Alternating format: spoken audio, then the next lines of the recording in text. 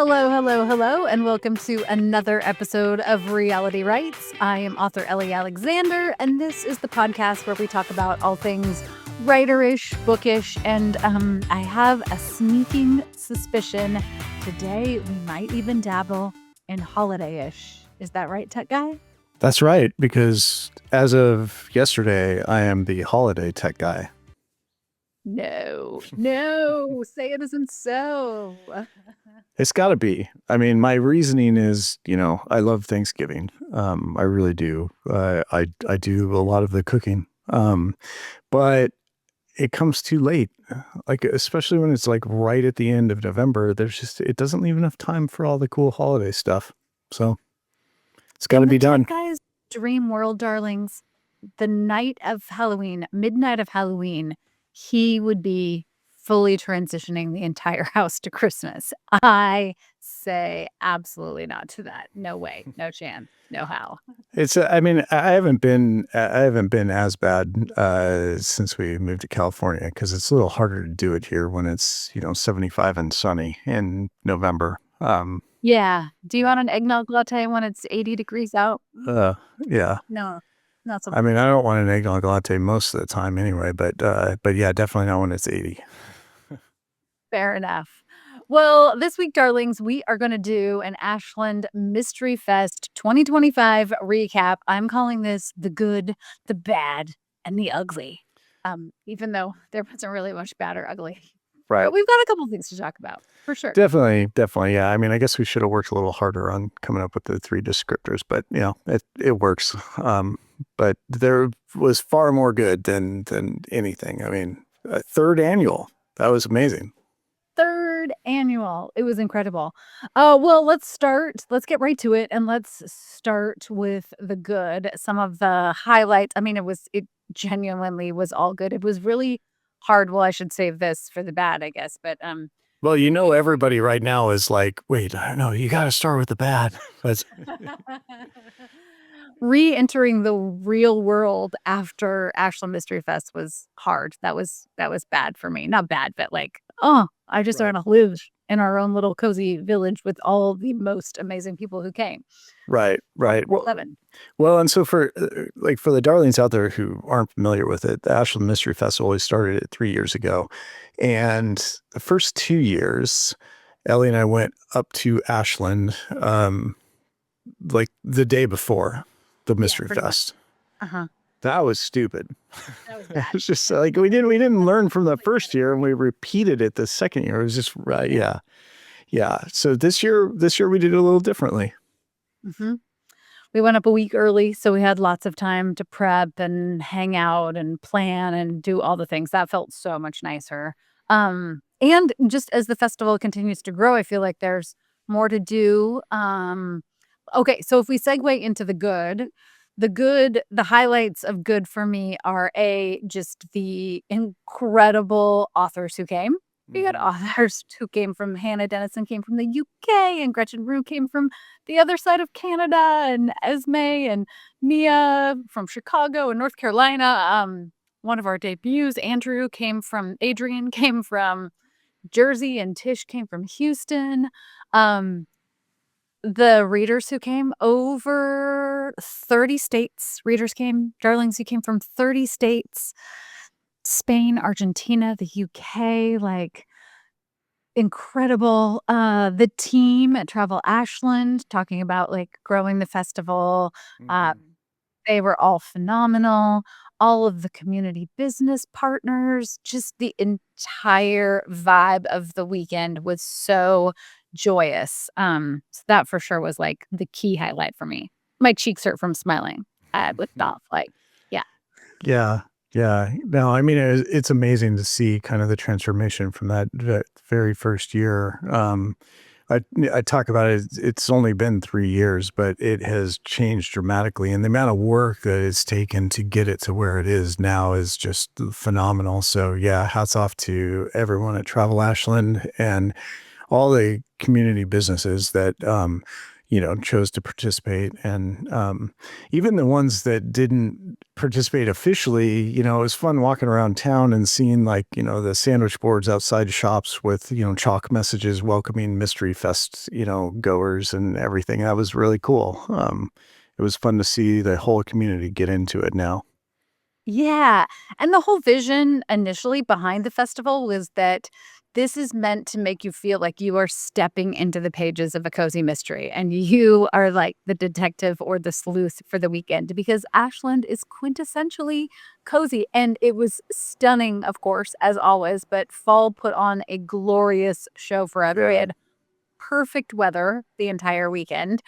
So for me, that's always a highlight too, like walking around town and bumping into readers and seeing everyone with their tote bags and their name badges and their books or all the swag they've gone and gotten. Like it's so sweet.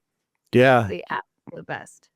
Yeah, and the number of attendees keeps growing. And we were a little worried that like, the like current conditions and everything were going to make it hard for people to get there just with airport delays and stuff. But I think it worked out for pretty much everybody. I know there were a few delayed flights and things, but I think for the most part, everybody had a good time getting there, which, is great for Ashland. And it was so great to, like you said, to see the fall colors and everybody get to experience that.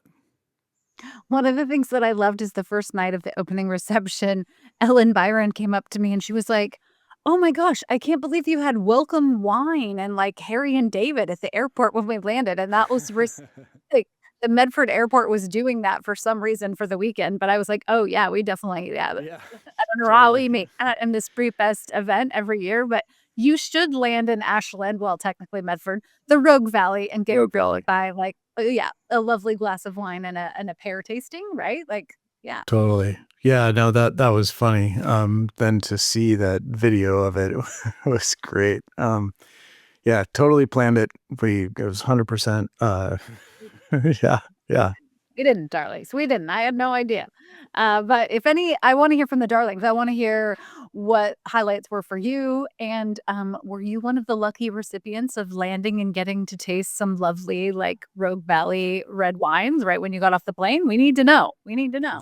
yeah, yeah. I mean, and your experience really starts with, for those who do fly in, your experience with the coziness of the area really starts when you fly in, because I don't think, no matter where you're coming from, the Medford airport is probably pretty damn small compared to what you're used to.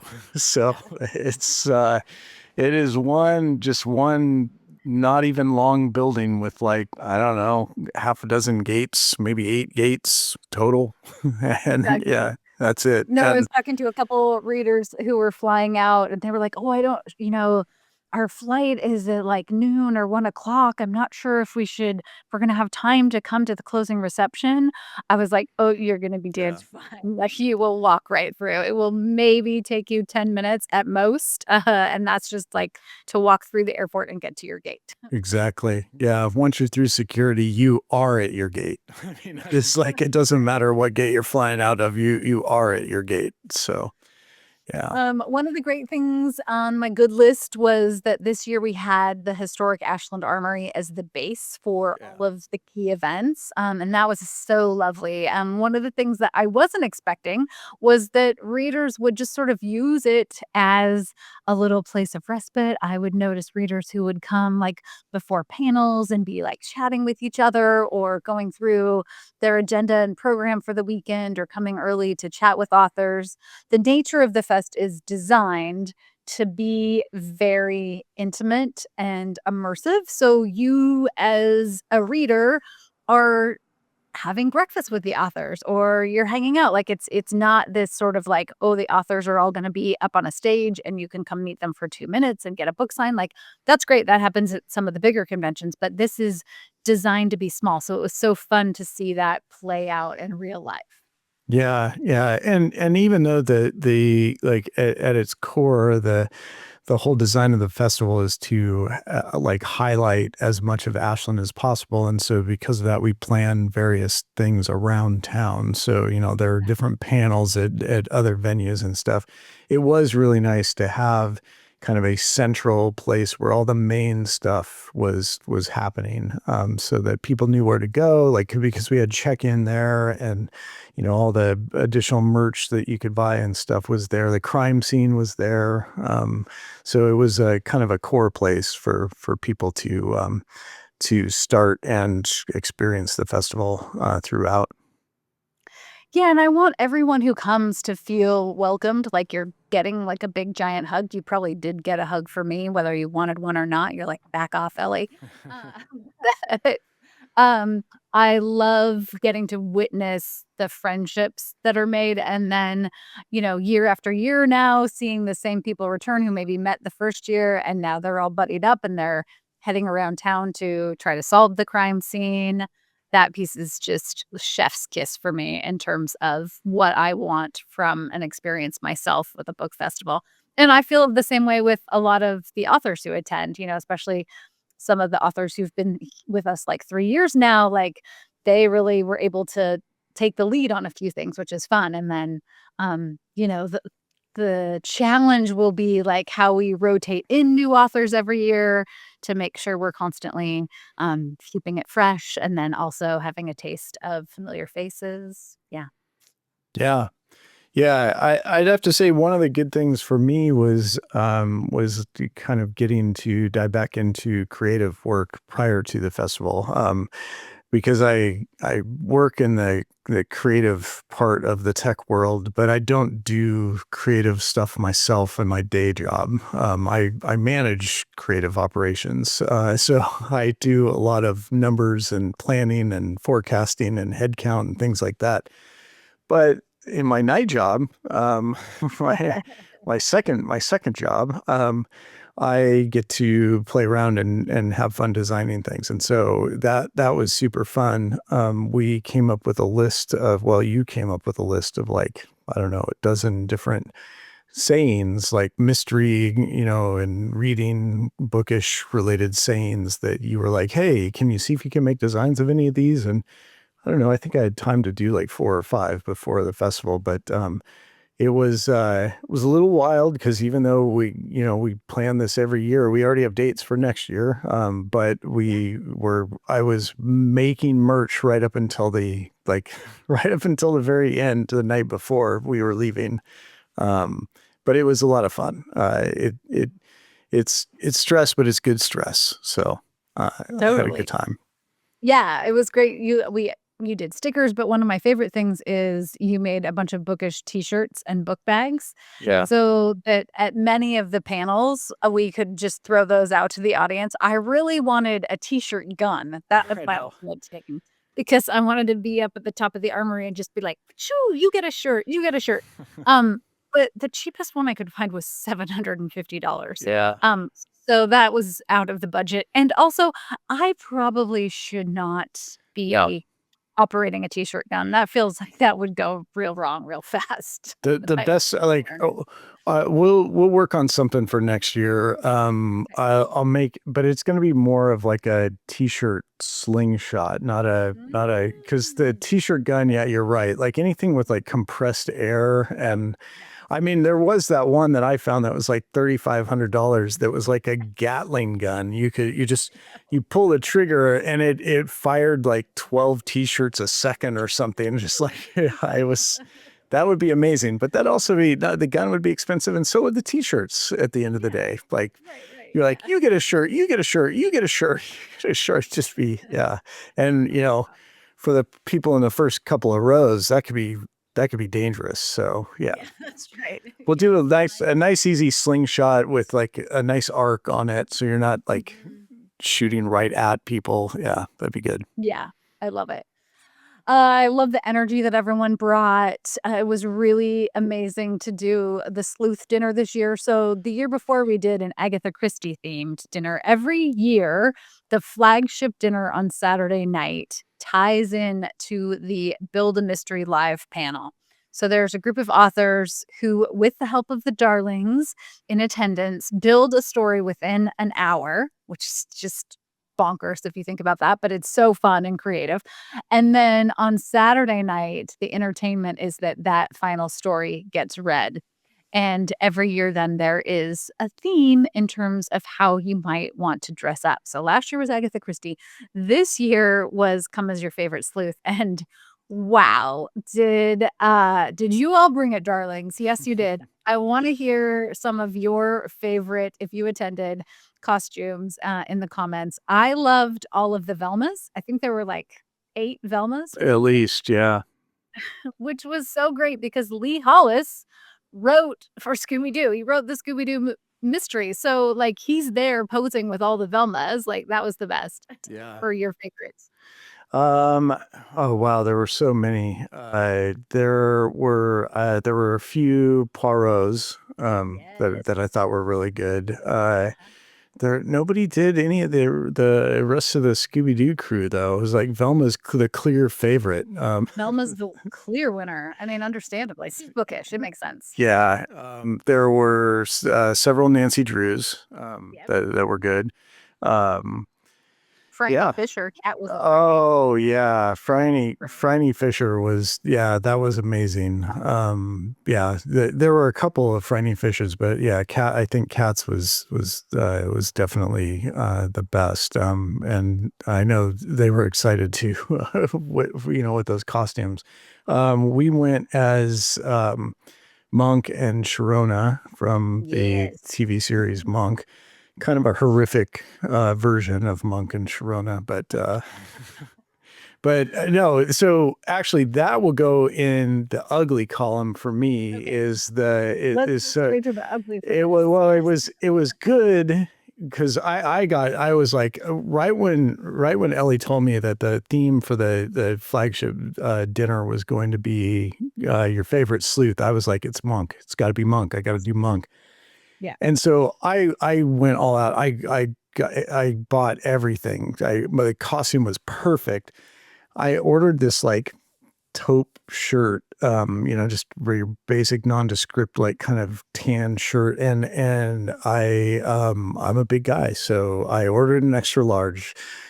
Everything came, and I kept putting it in a box that I was going to take down to or up to Ashland. And so I had my costume box, and it had the jacket, and it had the pants and the shoes, and I had tweezers, I had a spray bottle and a rag. I had, Wig. I had the wig, I had everything, and the shirt. And I put the shirt just came, vacuum sealed in a bag. And so I just threw it in a box. Yeah. Half an hour before the dinner on Saturday night, we're getting ready at the hotel.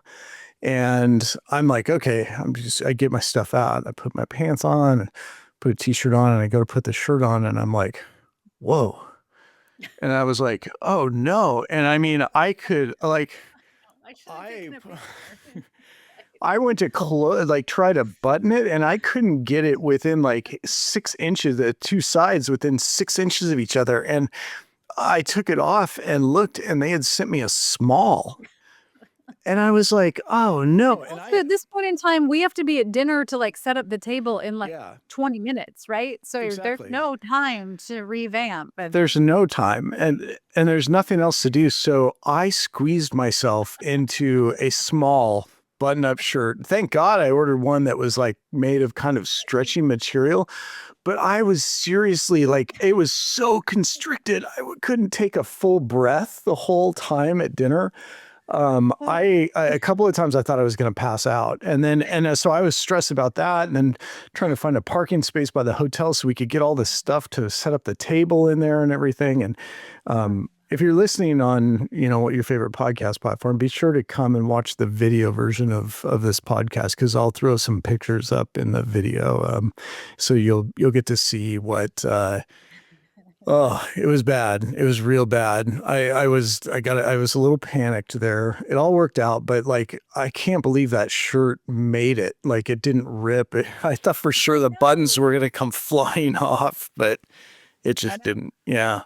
Yeah, you Made it. suffered through. That was real commitment to the character, that's Yeah. for sure.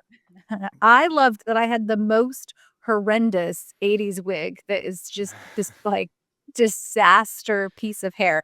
And first of all, most darlings did not recognize me, which I Right. appreciated. That was great.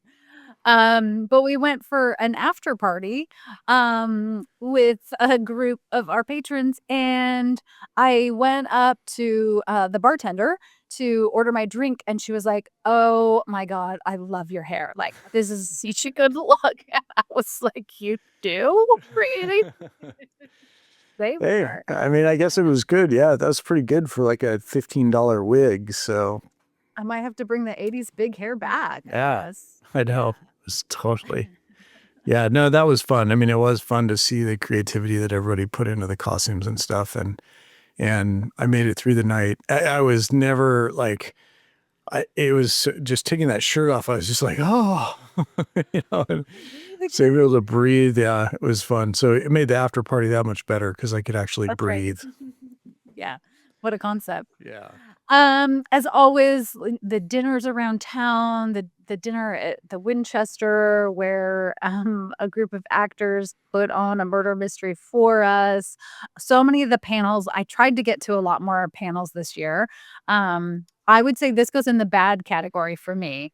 And it's never having enough time. And I've tried to be cognizant because I'm the one that puts the schedule together. Yep. I create all of the panels with the help of, the authors for the year. You know, we come up with an idea, but I am responsible. My key job is to come up with all of the content, put it in a spreadsheet, and, I was so thoughtful about not over scheduling myself, but I had to jump in for a couple of things because there was an author who couldn't attend, which is totally fine.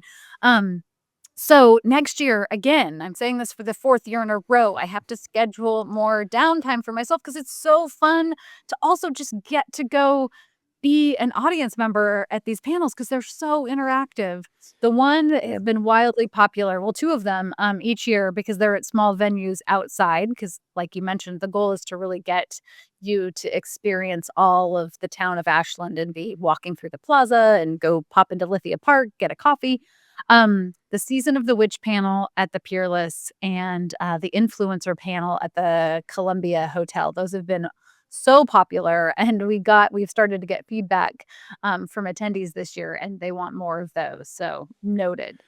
That's great. Yeah. So for all the darlings out there listening to Ellie complain about not having enough time, the one thing you need to realize too is that like she wants to go to everything. So she complains like this, but then in the moment I'm saying, "Hey, you should just skip that and we'll go like get a beer or just sit and not talk and just like stare at the beautiful scenery or whatever somewhere in a park."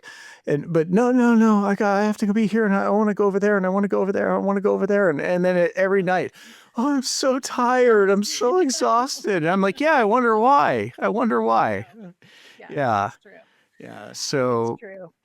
it's a little self-inflicted, but It's a yeah. 1000% self-inflicted, and I think that's important too, because I was talking to readers who were like, "Yeah, I worked in downtime into my schedule. I'm gonna go, like, take a nap or take a long stroll." I'm like, "Oh, yeah, I should probably do that too." Yeah. But seeing all the things, like, I think we had 58 different events throughout 4 days this year, which is Yeah. just mind-blowing, and I wanna clone myself, and I want to be at them all, so that's in the Yeah. bad category. I can't. I gotta let But it go. but it's yeah, but I want to be clear though for anyone for any of the darlings out there who haven't been who are thinking about coming like just to understand you can't attend everything. No. It's just you can't. There's stuff going on happening concurrently and it's designed that way on purpose because everybody's different. Everybody has different interests and so there are different panels happening at the same time and there's space limitations on some of the panels. The main panels are now all at the Armory and they will be moving forward, which is great because that can seat hundreds and there's plenty of space for those.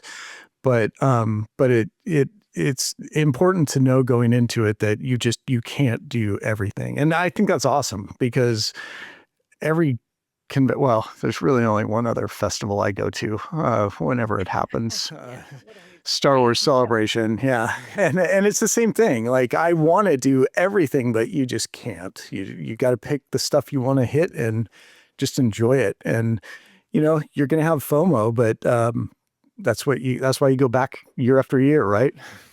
that's right, and that's why I do really take notes about what's super popular and what to repeat, and again, how to keep it fresh for next year. I already have a long list of panel ideas. We came up with a few great ones at dinner with Gigi and Lee at Alchemy. So I made copious notes on the drive home. I think this leads us, we've talked a lot about the good. We've talked a lot about the bad being challenges like more time or an ill-fitting costume, which is really, like, such a minor thing. I think with growth, there were a few, like, logistics that will work out for next year, like There always will be. Yeah, yeah, right? always will be. Because you grow every time that happens, and they were pretty minor, but, like, seating at the armory for the opening and closing, like, does it turn into an event more that's sit down versus, like, flowing to meet the authors, like, those kind of things that will work out. But, I would say the one teachable moment, I won't really call it ugly, but, it is a teachable moment, is that ultimately this is a festival for readers. There are lots of big conferences. There's a difference there. Semantics matter. So this is a festival. There are conferences that are much more focused on writers. And we always have a few workshops and panels on writing, and that's super important to me because I am a writing teacher. So I love having my writer crew attend the festival too. But there is a certain type of writer who may see this opportunity as a way to just constantly self promote over the weekend. Yeah. And let me tell you, it's not a good look. It's so uncomfortable. It's not what the festival is designed for. It's not a good experience for readers. If you are pushing your books on readers while readers at a festival, that's not a way to build an authentic relationship with them. It makes it super uncomfortable for the authors who are featured at the festival and invited. And we only had like two little minor instances of that. But if you are someone who is, maybe a new writer out in the world or aspiring to be a writer, I absolutely encourage you to attend a festival like this. And make relationships, meet readers, like, do all of that authentically, but, you don't get on the microphone when you're asking a question at a big panel and use that as an opportunity to, like, promote your book, like, Right. that's not fun, that's not the tone. It's gross. It's just Yeah. gross. Like, it doesn't like, it takes the fun and the joy out of everything because it makes everybody uncomfortable. It makes some people, like me, angry. So, it's just not something to do. It's I'd say there's that, and then there's probably, also this is the size of the Ashland Mystery Festival is designed to be intimate, and Yep. it is also designed to work logistically. And so there's only so much, even with what, 14 authors, Yeah. 58 events with 14 authors. And I know that there were some writers and authors in the Rogue Valley who would love to have been included in the Ashland Mystery Festival. And we just can't grow it more than it is right now. Like, it just, like, there's a limit to the size, because then it becomes like a bad experience for people, and we can't do that. Like, the feedback we get is that people are just loving it and having a great time, and we just can't grow beyond that because Ashland is a small town. Right. Well, and to kinda loop onto that, going back to, like, what the mission of the festival is, my goal every year in the 14 authors plus, the 2 or 3, new debut up and coming authors, the next generation of writers out there that, we invite to the festival, is to give the darlings a really broad scope of work of, where people are coming from geographically, what they're writing about, age-wise, culturally, like all of those things. And I feel so proud of accomplishing that, I feel like. And these are all also authors, that's a mouthful, whose work I have read and adored. But the goal of the festival is to do what's happening, bring readers from 30 states and all over the world Right. to Ashland to experience Ashland. It's not a festival that's, like, designed for local writers in Ashland. That could be its own festival, like, bring it on. Totally. I'm not doing Totally. that. Right. No, Somebody no, can take that on. I'm we're not not doing that. volunteering. Yeah. Because I mean, I know we say this and it's not any sort of humble brag, not so humble brag, whatever, but it is a lot of work. And there are a Right. lot of people that put in a lot of work. A lot of The work that Ellie and I do it's a lot of work, but it is a drop in the bucket compared to what it takes to put the festival on. And again, another huge shout out to the whole team at Travel Ashland Yes. because like Amazing. it couldn't happen without them. So Yeah, yeah, and leveling it up every year is just yeah, incredible. yeah. And, like, again, going back to this being a teaching opportunity, if you're a new writer and you're wanting to participate in something like that, there are great conferences where you as an author can pay, buy your ticket, and then the likelihood of getting on a panel because these are happening at like big hotel conference rooms, and there are probably 100 panels with 100 different authors throughout the weekend. Like, absolutely, that's a great match, but this is not that. This is an immersive reader festival. So, Right.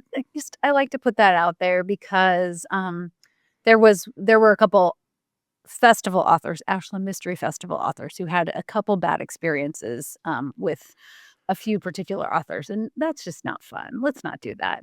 Right. No, no. I mean, that's the thing. It's like, and again, like, I don't want this to come across as shade to anybody who's written a book or is a published author or anything like that. Is like, hats off to you. Like, that is an amazing accomplishment. But this festival is what it is, and there's a certain way that it's always going to be done, and that's we're trying to make something that's like joyful and fun and happy and just a great experience for mystery readers. So and the authors who are invited that Yes, participate. and authors who came from, there were lots of authors who came who had been featured in previous years, and Yes, they came as attendees and had a great time and made new relationships, so all of that can totally. happen. It's just, Cherry, I remember, she was saying, like, it would be like if you are at a rock concert and it's like you stop the concert and you've brought your own guitar and you're like, "Okay, I know you all are on stage, but I'm just gonna sing my own little solo for Right, Riot." totally. If that's happening Yeah. in a panel, that's just really hard if you're an author that is, on that panel. Right. None. Yeah, so Well, and if you're a reader, you're coming because you are interested in the authors who are being showcased in the festival. And part of the experience is not to then be like, kind of hounded by other people that aren't part of the festival. That it makes a bad experience for everybody. And it is just it's unfortunate.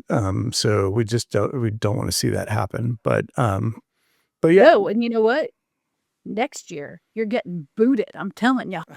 Um, and again, these were 2 minor incidences, Right. so but I think it is just important to know that because I think they're, like, if you're somebody that's new in writing, you might not understand how different festivals work and, like or conferences, so do some research, look into that, like, absolutely. Yeah. Yeah. Um, Well, so that was the bad slash ugly. But can I add a fourth category and the hilarious? Um, sure. so you alluded to the kind of themed dinners and stuff, and one of the ones that is fantastic is the mystery dinner. So the like one I of see where the you're going with this. one of the official Ashland Mystery Fest authors always writes a mystery, and this year it was Lee Hollis wrote this mystery, and the festival hires actors to act out this mystery during dinner at the Winchester in Ashland, and the restaurant there is fantastic. And this year, it was amazing. The mystery was hilarious. The actors were phenomenal. All of that, but our particular instance, because it happens on multiple nights, but our particular instance happened to be like next level. Next Next level. level. We were at a table with, Thank you, Courtney and yeah, Spencer. That's all yes, I'm gonna say. totally. we were at a table with Lee and Gigi and Ellie, myself, and then Kat and Jeff, a couple of readers and patrons, like friends. I should like comma, yeah. Yeah. Um, and this very sweet woman came up to you, Alice, this older woman, and she said, Alice has, I know Alice from Ashland. So Alice has come to numerous yeah, events. So I've met totally. was a reader, but she's Ashland local. She's Ashland core, Her yeah, thing to note. yeah. Everyone else at the table has flown in from some other place for Mr. Right. Okay.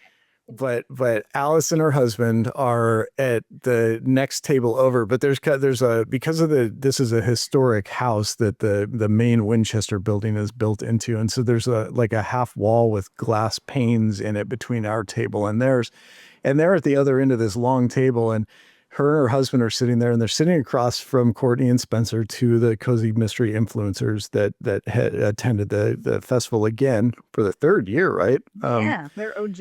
Yeah, and yeah, well, and they had a great panel at the Columbia Hotel too. But anyway, so Alice comes up to you and says, "Ellie, I can't. These two young women across from me, they are convinced that I'm the murderer, that I am in on the mystery. Like they think I'm going to be the murderer." And she was like, she was genuinely concerned that she was gonna like, I don't know if she thought she was gonna ruin it for people or that but she was just, but then we convinced her, no, this could be really fun. Oh yeah. She loved being included, that's for sure. But then I said, you know what we should do? We should get one of the actors to walk her back to the table, because she'd come over to our table and then she was, going to the restroom or something. And so you went and got the main actor that it was she was actually the director too, right? Of the play that they were putting on. And she escorted Alice back to the table and then made a big deal of like, taking her to her seat and then like winking, like, okay, I'll come get you later. And Alice was like, no, no, no, no. Courtney and Spencer were convinced that Alice was part of it. So clued in. Like I'm watching them. They look like they are fully interrogating someone as if they are hard-boiled detectives. Like, yes. It was incredible. I mean, I think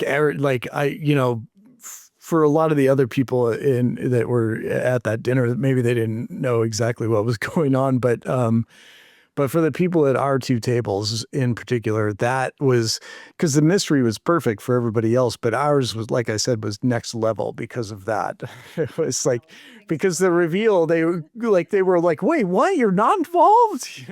And it's just like, yeah. Well, yeah, because at the end, everybody sort of votes on who the killer is, and Right. Alice got a few votes. Yeah, Alice got some votes. Yeah. Alice, who's Alice? Did we get Yeah. I know.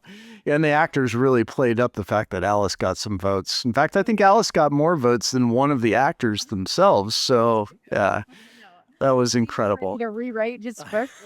Mary's like, I think Alice should be the killer. I know. That was incredible. So that was super fun. And that's the kind of thing that happens at Ashland Mystery Festival. You might just get it and you might become a killer. You never know. Right. Unexpectedly. Yeah.